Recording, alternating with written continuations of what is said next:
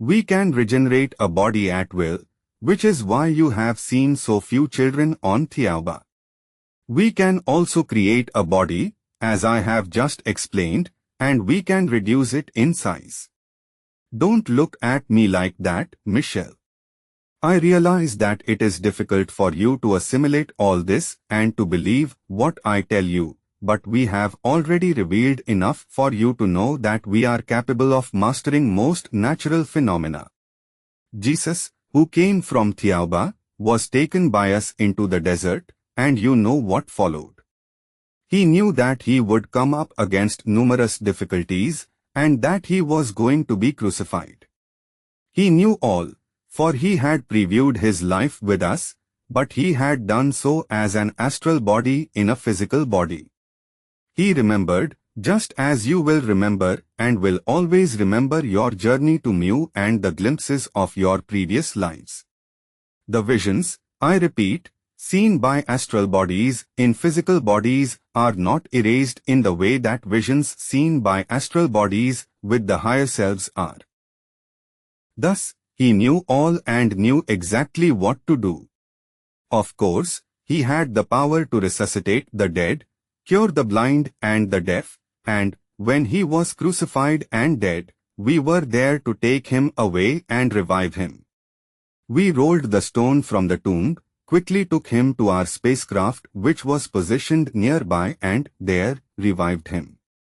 At the right moment, he appeared again, thereby providing his immortality, showing that there was, indeed, life after death, and regenerating hope among the people by persuading them that they did belong to the Creator and that each of us possesses a spark of His divinity.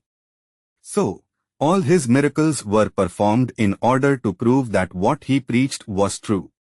Yes, because the Hebrews and the Romans would never have believed Him if He hadn't proven Himself.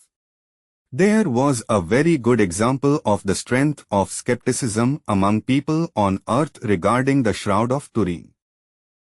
Although millions believe in the coming of Jesus and practice, more or less, Christian religions, they were anxious to hear the results of research by experts into whether or not the shroud covered Christ after His death. You now know the answer to this. However, people seek proof and more proof, and still more proof, for doubt still exists in their minds. Buddha, an earthling, who acquired his understanding through his own study, did not say, as your fellow men do, I believe, but rather, I know. Faith is never perfect, but knowledge is. When you return to earth and tell your story, the first thing you will be asked is for evidence. If we were to give you, for example, a piece of metal which doesn't exist on earth, there would always be one, among the experts who analyze it, who would insist that you prove the metal was not created by a clever alchemist of your acquaintance or some such thing.